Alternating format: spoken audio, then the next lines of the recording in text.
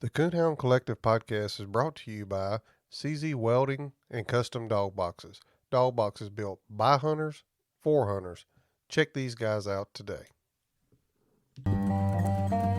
This is your host, Jason Snellgrove, and I will be your guide as we journey down the road to pleasure hunt or hitting the long trail to those great comp hunts. This is the Coonhound Collective podcast.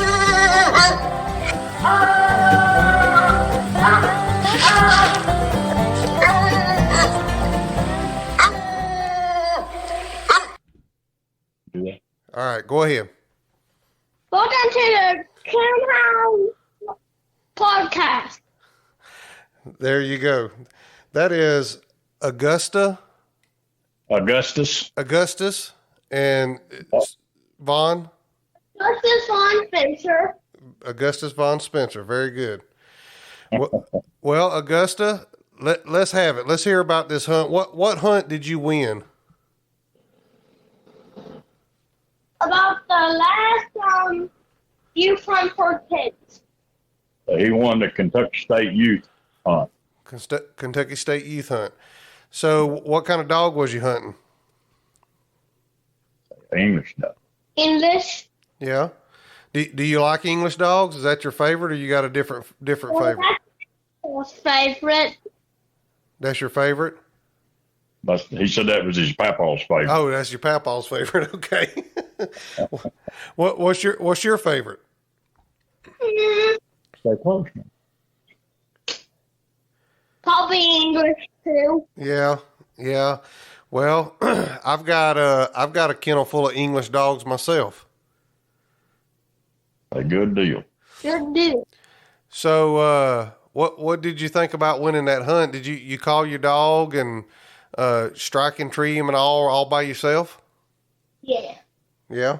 You do you hunt? Like until the last drop, I cannot tell which. Come over here. I can't hear you. Well, until the last drop, I didn't know which was the dog I was hunting and other boy's dog. Yeah. So, how many other people were on your cast? Was it two more or three more? I think it was about. It was a 4-dog cast. 4-dog cast. Okay.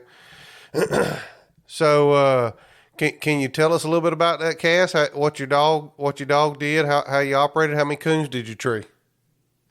4. 4 coons. Man, you was putting it on them then. Yeah, she had 2 by herself and then 2 with dogs. Wow. Well, that's pretty good. I'd be happy to tree 4 a night around here. That's just a common night around here. Yeah. Well, that's pretty exciting. How old are you? 6. 6 years old and Kentucky State Youth Champion. How about that? Yeah, he done an excellent job of handling these dogs. Yep. So we put a lot of time. We put a lot of time into it, getting him ready, and he done an excellent job. Yeah, and I want to talk about that here in just a minute about helping a kid get ready and what it takes. But what all prizes did you win for winning that? So I win 2 dog treat bags, a big dog feed bag, 2 dog balls, and a trophy, a hunting light, coon stroller, and I think that's it. A $500 scholarship. Yep, $500 scholarship. Wow, that's pretty good. You're set up to go to a trade school or a college already, and sound like you got some coon hunting gear that'll last you a little while. Yeah, he won a new big dog light. Wow, that's a nice one. And now, and I also got a big dog sticker and I put it on my door. What kind of sticker was it? Big dog. Big dog. Okay. Well, whenever I get done talking to your papa, I'm gonna get him to send me his address, and I'm gonna send you a couple of stickers myself. Okay. So thank you. Thank you. Well, I think that covers the youth part. Let's talk about Papaw. How did you get into coon hunting and kind of tell us where you're from and fill the listeners in on all that? All right. Well, I'm from Mount Sterling, Kentucky. I was born and raised here. I've been around here about all my life. I'm 66 years old now, and I got into coon hunting with my dad when I was 7. My dad, he hunted anything he'd look up. He was basically a red bone man, but he'd hunt anything at tree coon. And I was raised up around dogs all my life, either rabbit hunting or coon hunting or bird hunting or squirrel hunting or something. I always had a dog involved. Or dog hunting. I've been hunting since I was 7, so that's 59 years. Yes, sir. I've seen that. So go ahead. So how did you? So obviously, probably back then, was your dad competition hunting back then, or were y'all just hunting, hide hunting, meat hunting, that type of thing? Well, no, my dad, he competition hunted up in his later years. He didn't, and of course, he didn't start out competition hunting. He just no hide hunter, we lived at that time. We lived in Owen County, and there's a lot of coon down there, and coons was high back then, And he had an old red bone female he called Kate, and I guess she was a good one. I never did get to hunt with her, but she was a good one, I guess. And Lord, he'd fill the stripping room and the garage and everything with coon hides back then. Yeah, that was definitely when coons were high. That was a popular thing to do. People, went out and harvested coons and sold their hides, and there was a downturn whenever the fur market went down. But I almost, I know some people say it's a dying sport, but I almost see an uptick back in it, here as of late. We I agree with you. I'm seeing more youth hunters or more younger guys around the bigger hunts, and I'm seeing more youth hunters around these youth huntings and youth events. Yeah. Well, and we have PKC hunts, around here. You can be the one pretty much any night of the week, within an hour or two drive, and there's different faces showing up there all the time. So I think it's headed it back in the right direction. I do think there was a downturn there, but I do think it's headed back in the right direction. And just like your grandson there, 6 years old, you got him on the right path, and got him out there in the woods, and already got him some exposure and winning the youth state there in Kentucky, and that's what it's about. Yeah. I've got another grandson that likes to go too. He didn't want to go to state hunt, but he likes to go. He's 9, and he likes to go some too. He's not as enthused about it as Augustus is, but he likes to go. And I've got another little grandson. He's just about 6 months old, so we'll see where he's at. Well, that's important. And I tell you, I've got 2 kids. I've got 4 kids actually. The oldest one coon hunted with me when she was small, and as she got older, she kind of got away from it. And the next one, he's been with me a few times, and he kind of likes just going. And then the next one, my youngest boy, him and my youngest girl has been with me quite a bit, and about ruined them, trying to train puppies, because you don't get to see game in a tree all the time when you're messing with puppies. And kids like to see good dog work, and they know when a dog's working good and when it's not. Yeah, they do. Yeah. Well, tell us about a little bit about the dogs that you've had through the years, and bring us up to today. Well, I started out back when I first started. The first dog I ever owned was a Walker female, and my dad brought her home in a glove compartment of a '66 Ford Falcon, and he gave her to me, and we named her Spencer Singing Rose. and she was directly by an old dog called Deep River Mike. I know you've heard of him. And out of a female called Harper's Fireball Ann. And I kept her till she was 6-year-old, and somebody stole her. And then I bought a dog or two, you know, an old trade dogs and this and that and the other, and just fooled around. And then I bought a little dog he was about 3/4 hound and 1/4 shepherd or something other. I called him Little Spot. And he was a coon trend machine. He didn't have a big hunt gear about him, but about 200 yards was about doing. But if he struck a coon in that 200 yards, it was treed somewhere. And then I got to hunting with a guy that by the name of Alan Turner, and me and Alan's been hunting together since 1972. All these years we've always hunted together, and we've owned a bunch of good dogs together. And me and Alan went in partners and bought a few dogs, and then we hunted walkers, and we hunted everything in the world, you know. And finally we were sitting there one day, and he said, Squeak. He calls me Squeak. He said, Squeak. He said, let's buy us a stud dog. And he calls me Little Squeak. And he said, let's buy us a stud dog. And I said, what do you want to buy? And he said, well, we have to buy an English dog. He said, everybody's got walker dogs. He said, we'll have to buy an English dog. And I said, all right, let's buy one. So we went together and bought the dog Al Gibson had up there, a dog called Gibson's Blue Boy Bean. And we bought that old dog and brought him down here in Kentucky. And he come out of Michigan. First few nights we hunted him, we didn't like exactly how he done things down here and all these fences and stuff, but he got adjusted to it. And we bred a lot of females to him, had several good dogs out of him. And we ended up with one dog there we called Bean's Blue Boy Buck. That was our old Bean, and he was a 96 AKC world champion English dog. I won that 96 AKC English hound with him that year. And then we had a couple of blue females out of him that was real nice females.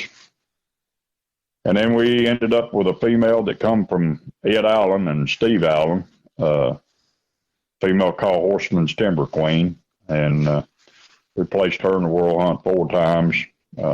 She won part of English Days, part of Autumn Oaks. She's in the AKC Hall of Fame. Probably the cast winningest dog I ever put on a lead strap. She was one of them kind of dogs. If you treat 1 coon or 10 coons, she'd figure out a way to win that cast. And she was just special. Well, there's 3 dogs buried out here in my backyard. 2 of them's Beagle Hounds and her. And there's been 1,000 went through here, but that's the only 3 that's ever made the backyard. And but before we get any further up, what were these dogs bred out of? Old Bean was directed by Blue Boy Red. Okay. he was junior bred dog, and Old Queen was directly by Timber Spar Buck, and out of the old Polly female that Ed and them won Autumn Oaks with 2 years in a row. And they were all junior bred dogs. Okay. And then we bred those junior bred dogs for years, and we had a male dog that was carrying on the tradition, and we took him to the Grand American down there, and he got sick on the way home and died 2 days later after we got home. He was just a 2-year-old dog, and he was a special little outfit now. We called him Sid.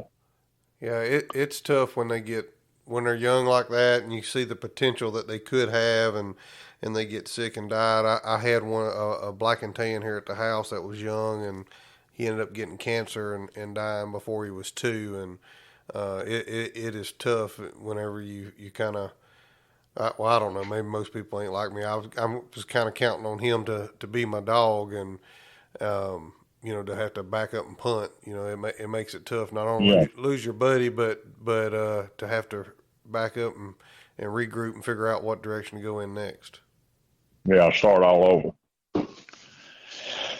Well, I said he was the last one. We had another old dog we called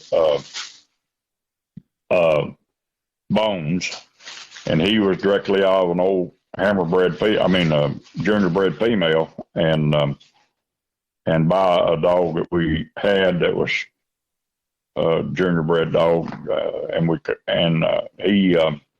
we hunted him in a cast one night, and he got snake bit, and down in country that there ain't no poisonous snakes, but evidently they were logging in that country, and evidently one come off a log truck or something other, and he got rattlesnake bit and steriled him. He went sterile.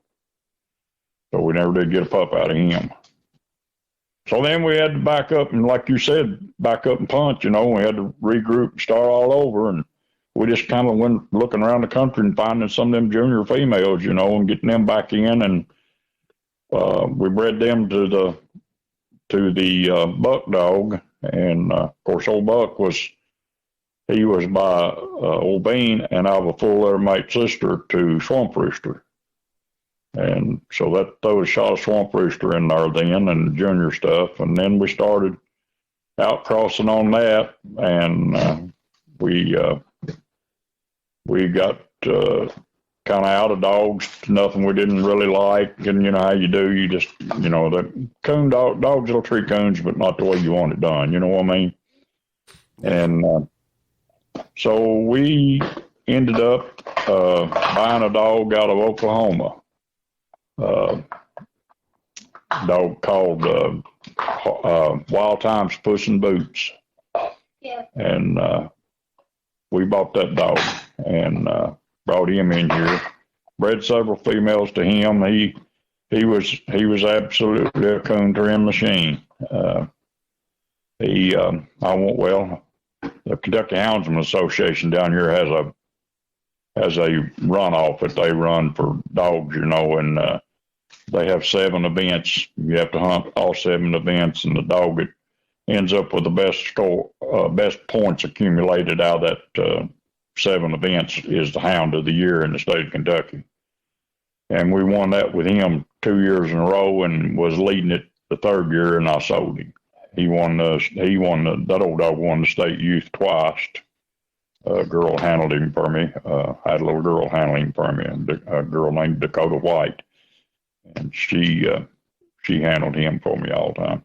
Yeah. So do y'all call the dog that y'all won that Augustus won the Kentucky youth hunt with it? Is that what y'all call him? That's what we call her. Yeah. Her. I'm sorry. Her.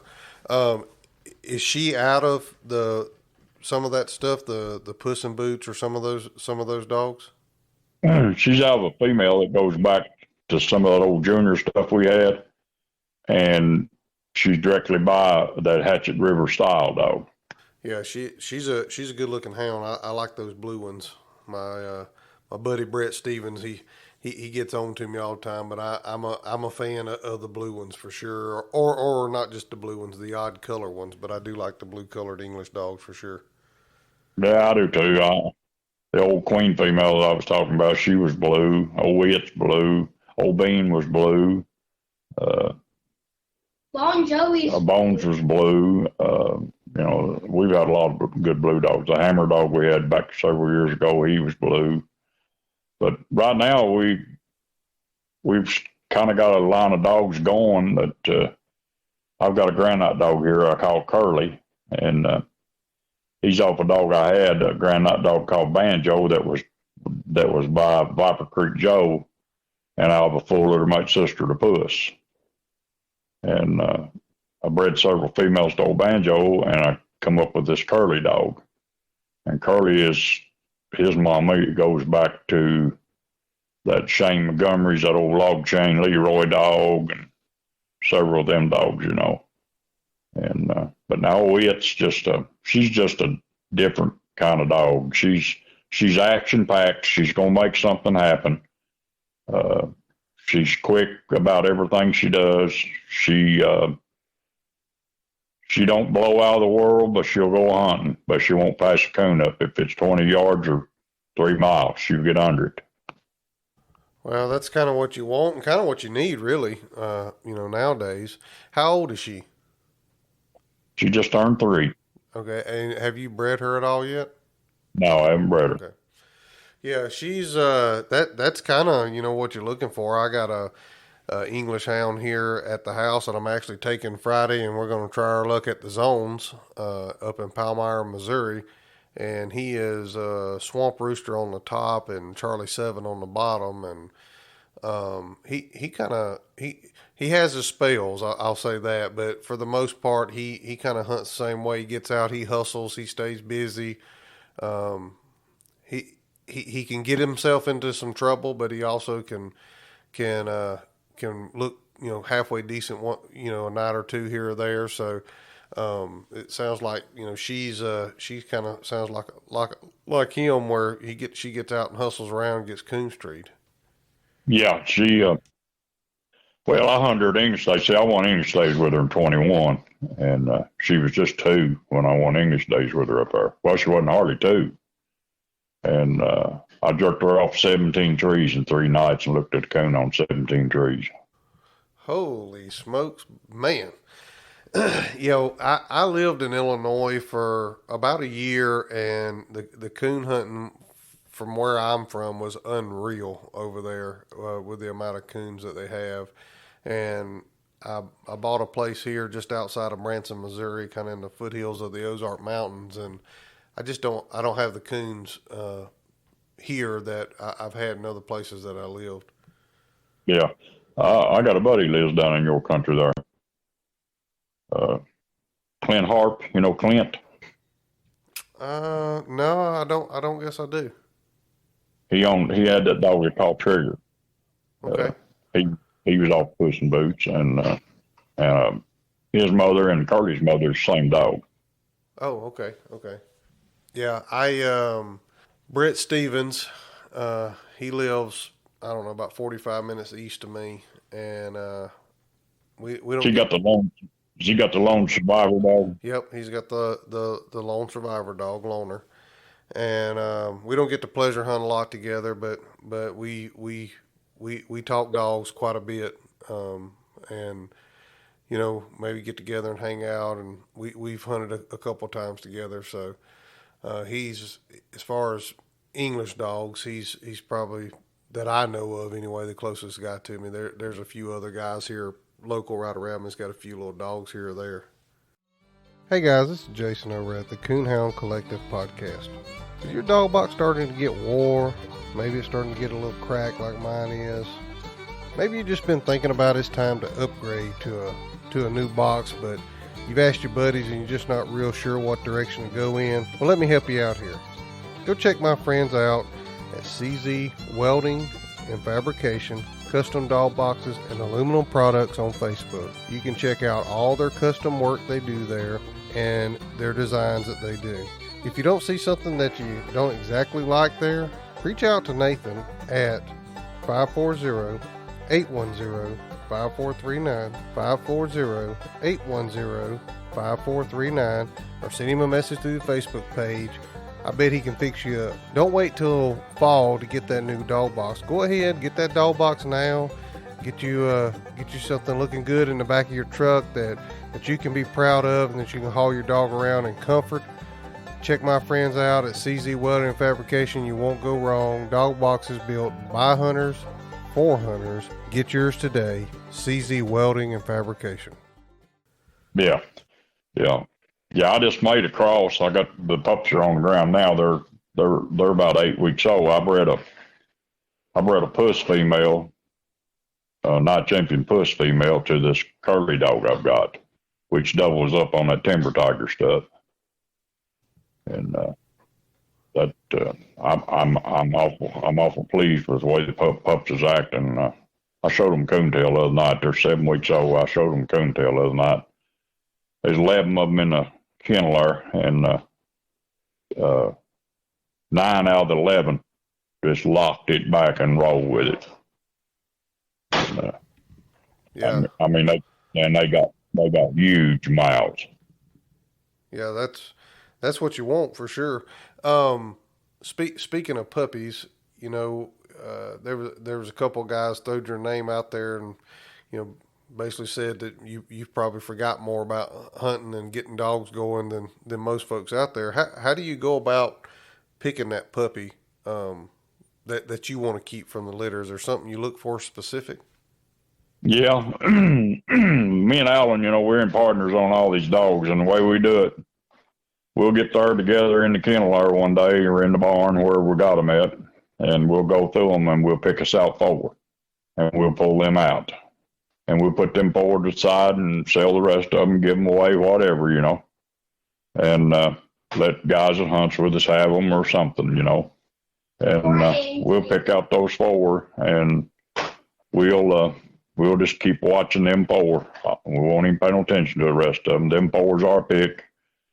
And we just watch them progress and watch them grow and watch their actions and watch their eyes and see how they react to different things. And then when they get up 5, 6 months old, we start turning release cones to them and put an old dog with them and turning release cones to them. And if they're going to come to the front, about 8 or 10 release cones, but they're coming to the front.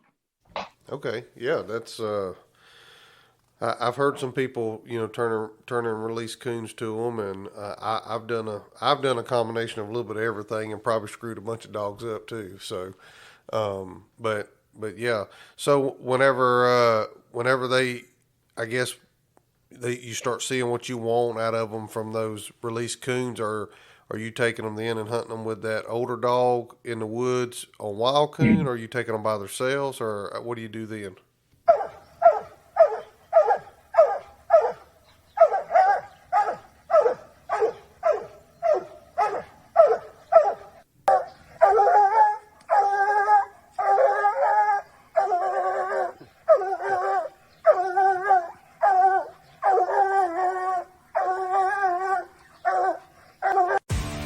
Are you looking for a hound that is producing winning puppies? One that is throwing proven winners?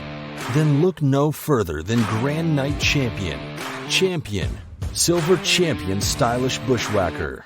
His pups have earned $450,000 in PKC and $80,000 in Pro Sport. He is a PKC Super Stake and UKC Performance Sire and number 3 on UKC Current Reproducer List. He is throwing hard-going, hard treeing, get in there, get it done tree dogs. If interested in breeding to Bushwhacker, contact Justin Davenport on Facebook or at 954-614-8138. Bushwhacker is located in Fredericksburg in chilled or live breeding. When I get one started running, treeing on them release cones, I'll jerk him up and start hunting him by himself. And he might be 8 months old, or he might be a year old. But when I see what I want to see, when I see he's popped and he's got that sense to look up, I'm funny. There's 2 things a dog's got to do to suit me. He's got to go hunting, and he's got to get treed and stay treed. And if he won't go hunting and he won't stay treed, he won't eat here long. Whenever you take them from turning that release coon free, you take them out right by themselves, and you start. Are you having to walk hunt them, or are they just going on their own after that, or? Well, what I do, I got spots down here that in cornfield time and acorn time, and when coons is working the creeks and stuff, I got places I know I can get after a coon. And I was taking an old pup, 7 or 8 months old, and walking around the edge of cornfield, and he smelt them release cones. He knows what he's looking for, and as soon as he starts running and treeing them, but it ain't long till you can drop him anywhere and he'll go look for one. Yeah, I used to. Well, I mean, you'll start some on them release cones that'll look real good on them release cones, and then they may never be able to tree cone, out in the wild. Some of them, all of them don't make. I mean, it's just, that's part of it. That's the reason we pick 4. That's the reason we always pick us 4 pups. Yeah. Well, that's pretty good advice there for somebody that's got some some pups and are trying to make a decision on what to do, is pick more than one to take a look at there. But Well, you pick out four like that, and you get them together, and you watch them all the time. You pay more attention. You pay more attention to four than you will 11 in a pen or 10 in a pen, or you can kind of single them out the way you want to watch them. And my buddy Alan, he's one of the best I ever seen at picking pups. I mean, he just and he's one of the best hands to start a dog there was. I mean, he can absolutely start a dog now. yeah, and that's I myself, I'm not I won't lie to you. I wouldn't tell you at all. I'm not a pup man. I like to take a dog that's running and training and then put the finishing touches on them. When I bought her, a kid had her down in the hills down there, and he'd been a squirrel hunting her in the daytime and coon hunting her a little bit of the night. And she'd run and tree, but that was about all she knowed. And it took me 2 months to get her off them squirrels. And I like to never got her off of them. She loved them. And but after she quit fooling them squirrels after night, then she went to tree and coon consistently. And I just kept hunting her. And 30 days before English days in 21, I had another female here, a Main Street Lightning Jack female, that I was going to hunt at English days. And 2 days before we got ready to leave, she came in heat. So I had to move down one stall in the kennel, and I just picked her weight up and took her to English days. And for 4 days up there, I never seen a dog, and I don't guess I've ever turned a dog loose that looked any better. boy, it is something special whenever you've been hunting one, you've been out there hammering it, and trying to, like you said, get her broke off squirrels and stuff like that, and then that switch flips, and it's like they're a different dog. Oh yeah. She just figured out that she wasn't supposed to fool squirrels. She's supposed to tree coons. And then she went to treeing coons, and I just pounded her, buddy. I mean, I hunted the hair off of her. I mean, I hunt 6 nights a week, and try to keep. I try to keep 3 dogs hunted up all the time, because I got a boy that handles for me, a boy by the name of Andrew Ratliff. He handles for me. He hunts the curly dog most of the time for me. Yeah. Well, let's talk about that a little bit, because I've interviewed several people, and one common denominator in success is good bred dogs, people that get out there and stay with them, but also people that's got a team of people around them. That's one of the common denominators that I see. People that, they either have people they can put puppies in the hands of, or like yourself, have a partner and a handler that can hunt some dogs for you. How important is that to be successful in this sport? Well, it's too much work for one man to do by himself, I'll tell you. I mean, I've got 3 boys, and every one of them will coon hunt. I've got, 10 or 11 grandchildren, and this little one is the most enthused about coon hunting of any of them. But you just got to have help. My wife's the best help it ever was. I mean, she don't care if I come in here at 2:00 in the afternoon and I tell her I'm going to take me a nap, I'm going hunt tonight. She said, well, I didn't figure there was any other thing for you to do tonight except go hunting. So, I mean, we've been together 39 years, and I've been coon hunting ever since the first day I met her. And but she understands that that's what I like to do, and she's a big help. If I go off on a road trip somewhere hunting, or go to a big hunt somewhere, she takes care and feeds my dogs, and what dogs is left here at the house, and I mean, you just can't do it unless you got a team effort. And then I've got the boy that handles for me, Andrew, and then of course Alan. He still hunts. He's 72, but he still hunts. And we've got another boy that's just kind of started picking up and going with us, a boy by the name of Isaiah Miller, and he's got a dog of his own. He's getting some age on him, and he's got a young dog off my curly dog right now. He's trying to get started. He's got him running and treeing, so he's kind of on the way. And he's about, I think he's 11 or 12 months old.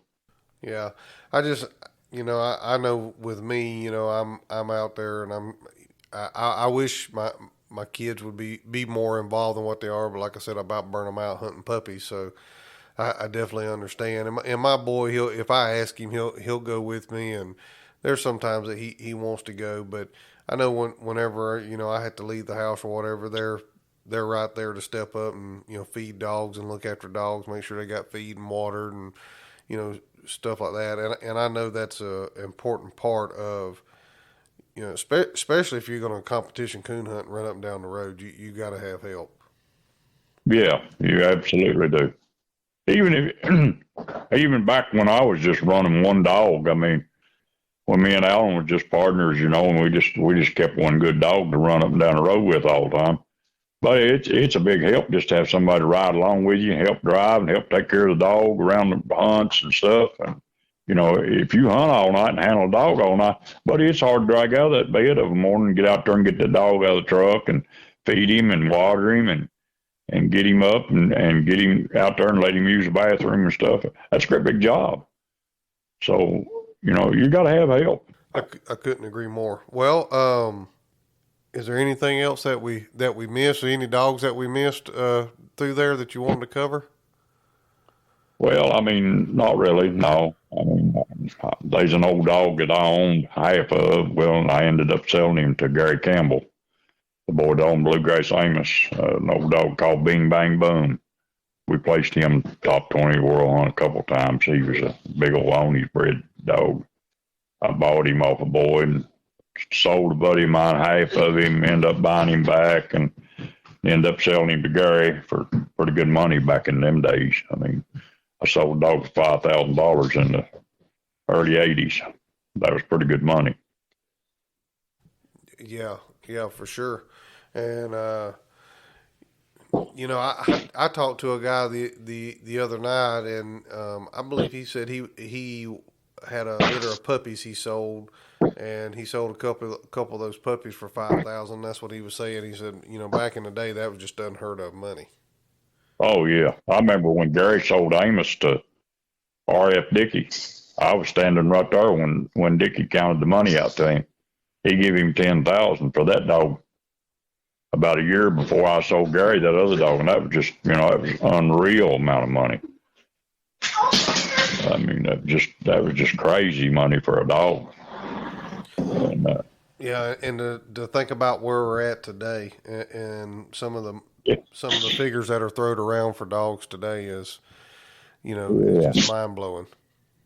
Yeah. Well, see, we at one time, Alan,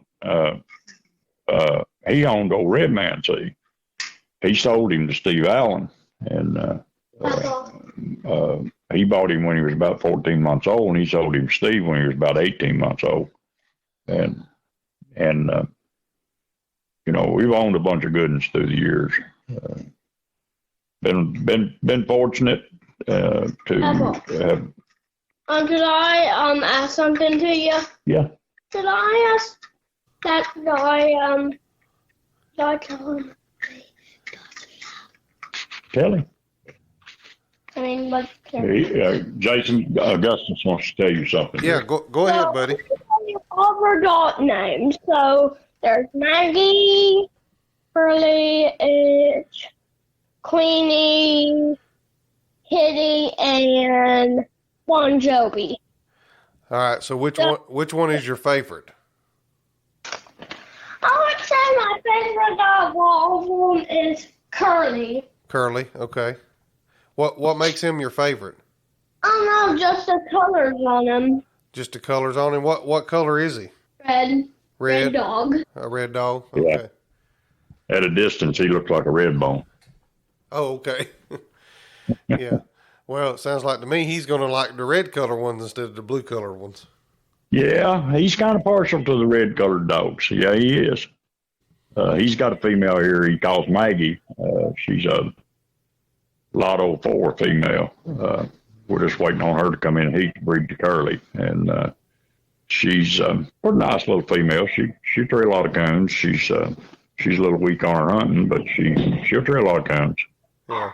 She belongs to him. I gave her to him when I got her. And well, It sounds like you definitely got him on headed in the right direction as far as coon hunting goes, and he sounds like he knows what he's looking for in a dog. Yeah, yeah, yeah, yeah. I'm telling you now, if you'd have been on that cast the other night at that state youth hunt and watched that kid handle that dog the way he did, I mean, Jason, we were standing there and she was 600. I was looking at her on the garment.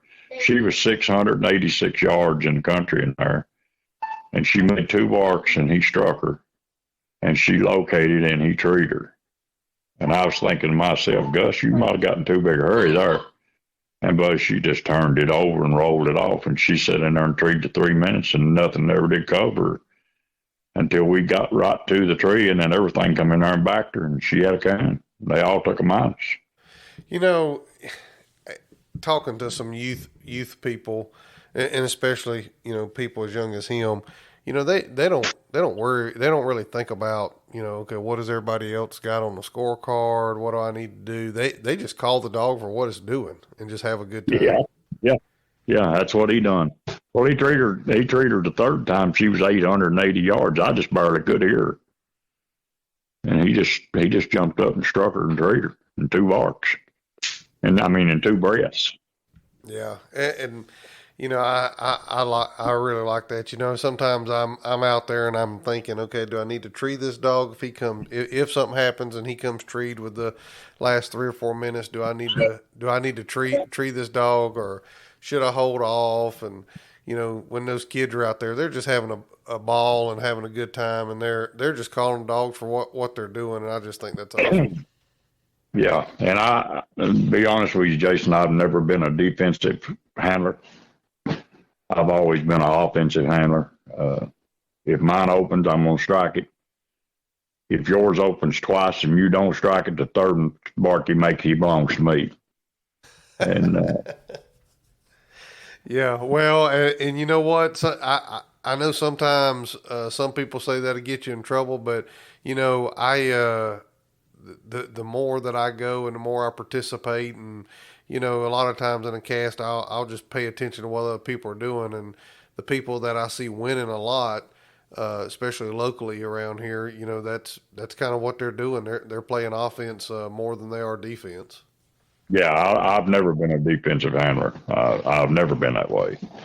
If mine locates in there and I'm hunting a 1 bark tree dog and he locates, I'm treating him right, wrong, or regardless. Yeah. Well, if I can ever get back to the place that I got a dog that's got a good locate, I would love to be that way. I know the loner dog that we talked about of my buddies, he's got a good locate when he comes on the tree, and if I had him, I'd tree him every time he done it. But the one that I've got here, which he's still young and he's still figuring out. Boy, he's a mixed up basket of chop on ground, chop on tree, and sometimes he'll triple chop as he comes on the tree. Sometimes he just rolls right on the tree, and so you got to be paying attention with him.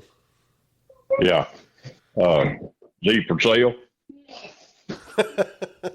Well, no, I'm gonna hang on to him a little while. I might end up doing something with him later. He's really all I got right now to hunt. Yeah, I'm looking for a good young dog, something around 2-year-old. Yeah.